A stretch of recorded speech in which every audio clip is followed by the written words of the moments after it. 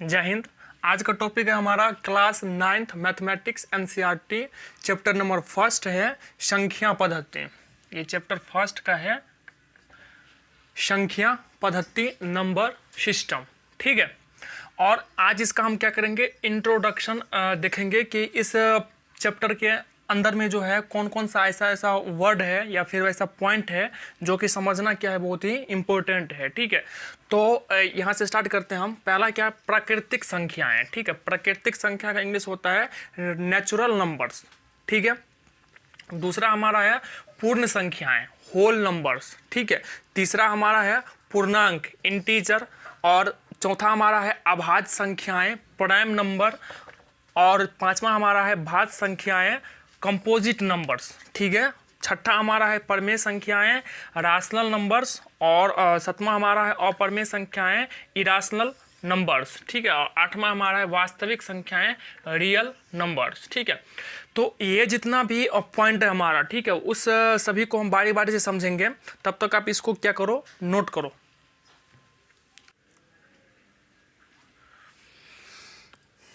अब आता है हमारा पहला नंबर, क्या है, प्राकृतिक संख्याएं, नेचुरल नंबर्स। ठीक है, अब ये नेचुरल नंबर्स क्या होता है, ठीक है, तो वो सारी संख्याएं जो क्या होता है 1 से स्टार्ट होता है, जैसे कि 1 2 3 4 5, और ये कहाँ तक जाएगा, अनंत तक जाएगा, जिसका कोई लिमिट नहीं है, अनलिमिटेड तक जाएगा। ठीक है, अनंत तक जाएगा, अनंत तक जाएगा। तो ऐसी संख्याओं क्या कहते हैं हम, प्राकृतिक संख्याएं। ठीक है, दूसरा नंबर में देखो क्या हमारा, पूर्ण संख्याएं।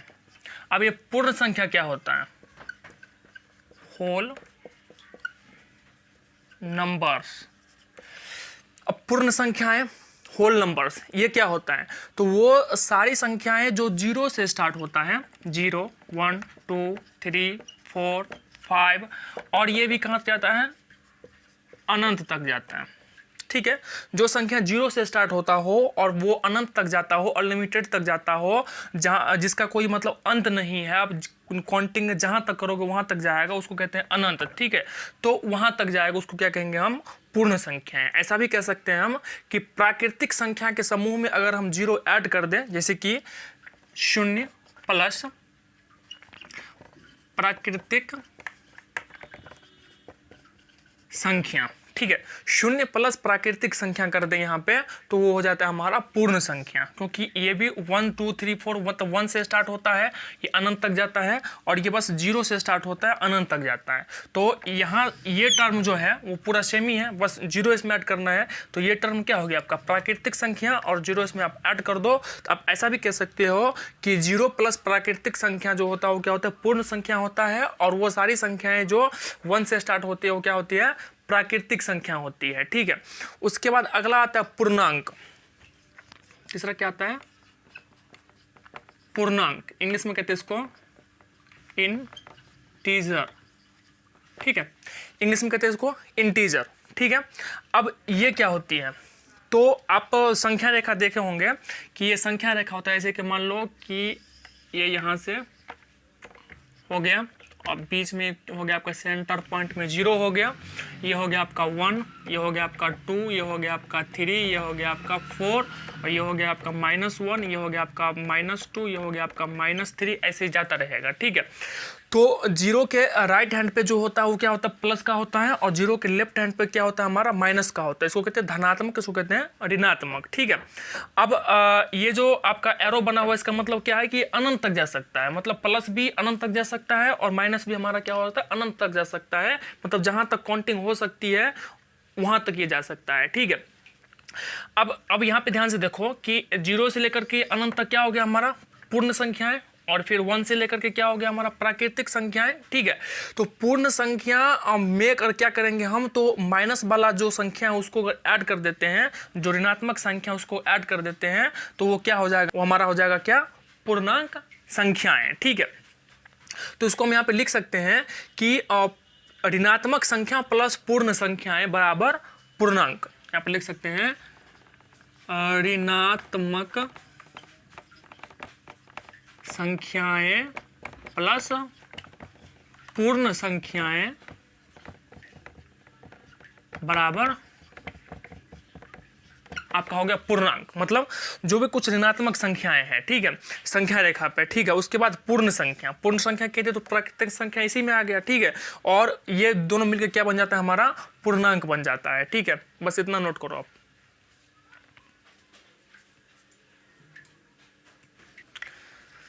चौथा नंबर क्या कहता है, अभाज्य संख्याएं प्राइम नंबर्स, ठीक है। अब ये प्राइम नंबर्स क्या होता है, ठीक है, तो वो संख्याएं जो क्या हो 1 से बड़ी हो, 1 से बड़ी हो, ठीक है।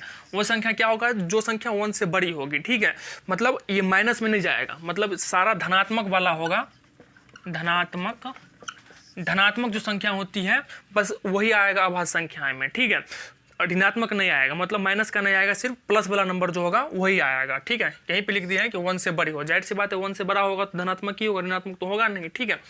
तो जो 1 से बड़ी हो, ठीक है, उसके बाद क्या हो, तो जिसमें सिर्फ जो है 1 से और खुद मतलब सेल्फ, मतलब जो 1 से और खुद से, ऐसे कि मान लो यहाँ पे क्या हमारा 2 है, ठीक है, तो 2 को हम क्या कर सकते हैं, 1 से भी डिवाइड कर सकते हैं, ठीक है, और उसको हम क्या कर सकते हैं, 2 से भी डिवाइड कर सकते हैं, ठीक है। तो 1 से और फिर खुद से मतलब ऐसे 2 है, यहाँ पे 2 नंबर है तो फिर 2 से, ठीक है। ऐसे कि 3 होता तो 3 से, 4 होता तो 4 से, ठीक है। जो नंबर ऊपर में है उसी नंबर से नीचे डिवाइड करेंगे तो जो है पूर्णतया विभाजित हो जाता हो, ठीक है। पूर्णतया विभाजित होने का मतलब जो है उसका रिमाइंडर जो क्या आएगा, हमारा 0 आएगा, ठीक है। उसे कहते हैं पूर्ण विभाजन, ठीक है। तो हो जाता हो, और इसके अलावा किसी अन्य नंबर से नहीं होता हो, अन्य संख्या से विभाजित नहीं होती हो, ठीक है। जो सिर्फ जो है 1 से और खुद से विभाजित होती हो, ठीक है, अन्य संख्या से विभाजित नहीं होती हो, ठीक है, उसको क्या कहेंगे हम, अभाज्य संख्याएं, प्राइम नंबर, ठीक है। अगला है हमारा भाज्य संख्याएं। अभाज्य संख्या समझ गए। अब 5वां है हमारा भाज्य संख्या, भाज्य संख्याएं, इसको कहते हैं कंपोजिट नंबर्स, ठीक है, इसको कहते हैं कंपोजिट नंबर्स, ठीक है। अब ये भाज्य संख्या क्या होता है, ठीक है, तो भाज्य संख्या भी क्या होता है, 1 से बड़ा होता है, 1 से बड़ा होता है ये भी, ठीक है। और इसमें भी खुद से और 1 से डिवाइड हो जाएगा, ठीक है। ये मतलब खुद से और 1 से विभाजित हो जाएगी, क्योंकि सारे नंबर जो है वो खुद से विभाजित होता है, 1 से विभाजित होता है, ठीक है। कोई भी नंबर हो, ठीक है, वो खुद से और 1 से दोनों से विभाजित होगा ही, मतलब उसका शेषफल 0 आएगा ही डिवाइड करने पे, ठीक है। तो ये हमारा तो अभाज्य संख्या में भी हो रहा था कि 1 से बड़ी, खुद से, 1 से, ठीक है, ये तो सेम ही है भाज्य और अभाज्य में, ठीक है। तो भाज्य में डिफरेंस क्या है, भाज्य में डिफरेंस ये है कि ये इसके अलावा ये संख्याएं इसके अलावा अन्य संख्याओं से भी विभाजित हो सकती है, ठीक है। अब उसमें क्या था कि ये संख्याएं सिर्फ जो है 1 से और खुद से विभाजित होती है और अन्य संख्या से विभाजित ना होती हो, ठीक है। लेकिन इसमें क्या है कि ये संख्या खुद से 1 से विभाजित होती हो, ठीक है, और इसके अलावा अगर अन्य संख्या से विभाजित होती है, मतलब जैसे कि मान लो यहाँ पे कि यहाँ पे 10 है, ठीक है, तो 10 को 1 से डिवाइड कर सकते हैं, 10 को खुद से भी डिवाइड कर सकते हैं, ठीक है, ठीक है। तो इसके बाद ये क्या हो जाएगा इसमें, और 10 को क्या कर सकते हैं हम 2 से भी डिवाइड कर सकते हैं, 10 को हम क्या कर सकते हैं 5 से भी डिवाइड कर सकते हैं, मतलब 2 5 10, 5 2 10, ठीक है। तो ये अन्य संख्याओं से, वैसे कि 2 से भी कट गया और 5 से भी कट गया, तो ऐसी संख्या जो होगी वो क्या होगी, भाज्य संख्याएं होगी। बस इतना ही दोनों में डिफरेंस है, ठीक है। उसके बाद एक बात और जो है नोट करने वाली है कि 1 जो है, 1 ना तो भाज्य संख्या है ना ही अभाज्य संख्या है, ठीक है, ना तो भाज्य संख्या है ना ही अभाज्य संख्या है 1, ठीक है। और उसके बाद 2 जो है हमारा 2 क्या हमारा सम संख्या है, ठीक है, इवन नंबर है, ठीक है। लेकिन ये इवन नंबर होते हुए भी क्या है हमारा अभाज्य संख्या है। सारी जो होता है वो जो इवन नंबर होता है, सम संख्या होता है, वो क्या होता है हमारा भाज्य संख्या होता है, ठीक है। बस दो को छोड़ के, दो ही ऐसा जो है वो हमारा इवन नंबर है, ठीक है, जो कि अभाज्य संख्या है, ठीक है। बाद बाकी जितना भी हमारा जो इवन नंबर वो क्या हमारा भाज्य संख्या है, ठीक है। इसको आप नोट करो।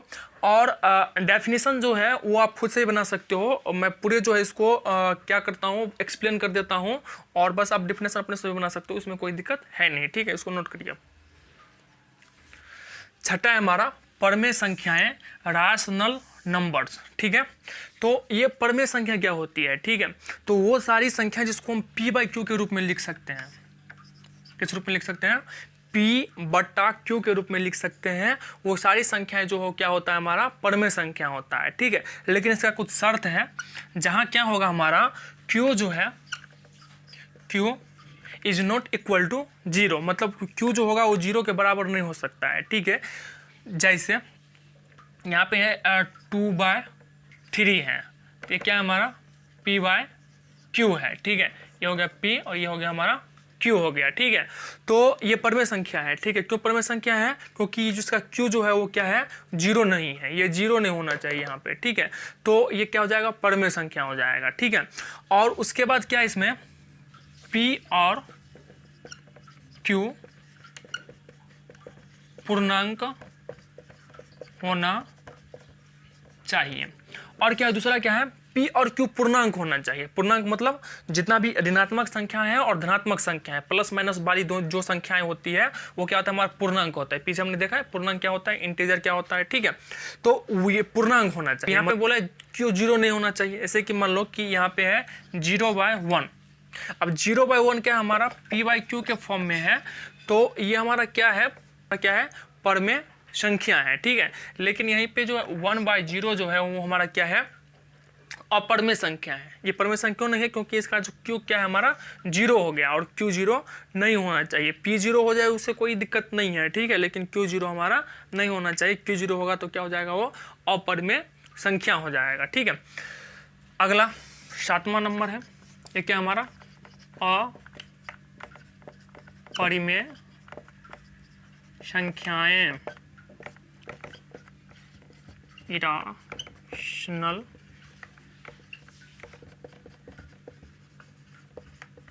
नंबर्स, ठीक है। ये होता है अपरमेय संख्या।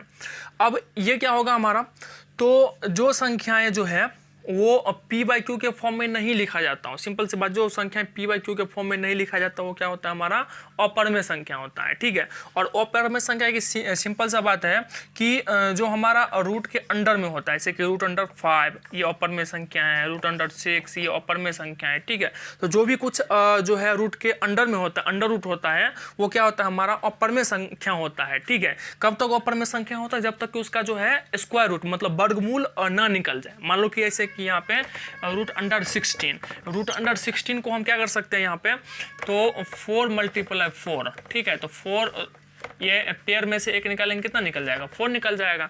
ये स्क्वायर रूट में क्या करते हैं, वर्गमूल क्या करते हैं, 2 नंबरों में से एक नंबर निकालते हैं रूट के अंडर से, ठीक है।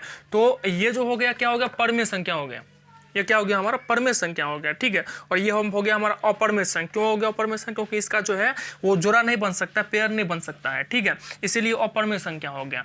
तो जितना भी रूट के अंडर में जो संख्या होती है वो सारी अपरमेय संख्या नहीं हो जाती है।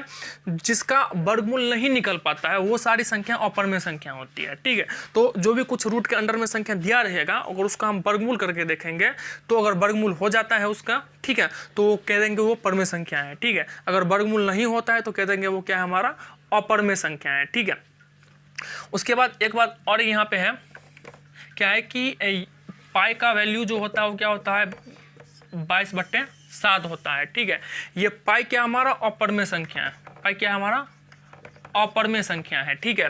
और 22/7 क्या हमारा परमेय संख्या है, ठीक है।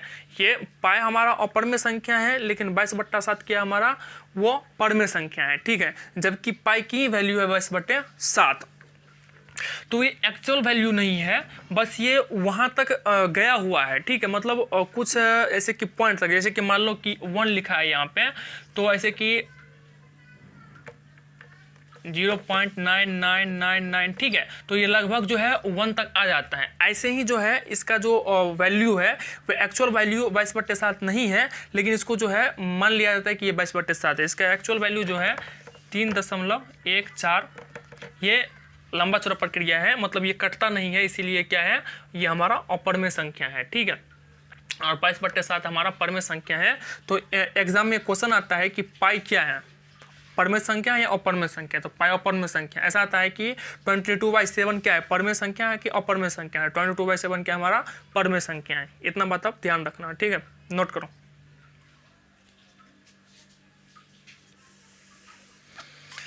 आठवां हमारा वास्तविक संख्याएं, रियल नंबर्स, ठीक है। अब ये वास्तविक संख्याएं क्या होता है, ठीक है। तो जो भी संख्या आप देखते हैं, चाहे वो सम हो, विषम हो, ठीक है, पूर्णांक हो, ठीक है, या फिर भाज्य हो, अभाज्य हो, ठीक है, कोई भी संख्या, एनी नंबर्स, ठीक है, कोई भी संख्या है वो क्या कहलाता है, हमारा वास्तविक संख्या कहलाता है, रियल नंबर्स कहलाता है। जो भी संख्या आप देखते हैं, पढ़ते हैं, वो सारी संख्या या फिर लिखते हैं, ठीक है, वो सारी संख्या कहलाता है हमारा वास्तविक संख्या, रियल नंबर। मतलब जो वास्तव में है, जो काल्पनिक नहीं है, ठीक है, जिसको हमने इमेजिन नहीं किया है, जो वास्तव में है, एक्चुअल में है, वही संख्या क्या कहलाती है, हमारी वास्तविक संख्या कहलाती है, ठीक है।